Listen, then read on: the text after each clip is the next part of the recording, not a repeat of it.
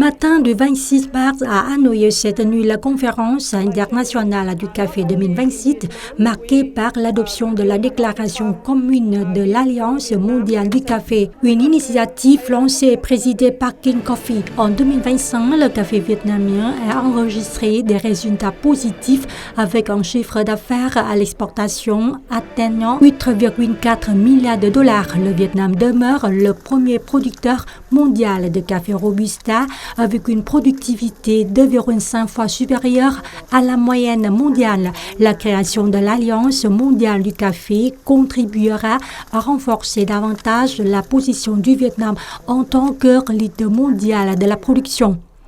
Nous visons à maintenir cette dynamique de croissance grâce à l'innovation et à une participation plus approfondie à la chaîne de valeur mondiale. L'Alliance mondiale du café contribuera à consolider l'ensemble de la chaîne d'approvisionnement en promouvant la responsabilité, la qualité et la durabilité.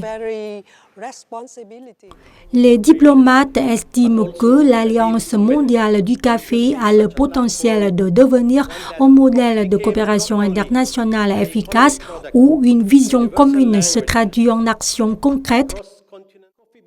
Ce qui rend de cette initiative particulièrement convaincante, c'est son double objectif.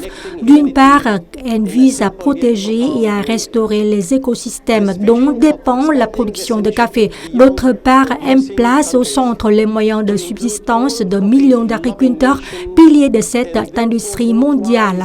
Cet équilibre entre responsabilité écologique et équité sociale est non seulement nécessaire, mais indispensable. L'initiative de King Coffee visant à créer l'Alliance est également perçue comme une approche novatrice en adéquation avec le statut du Vietnam en tant que plus grand fournisseur de café au monde. Je pense que c'est le moment opportun.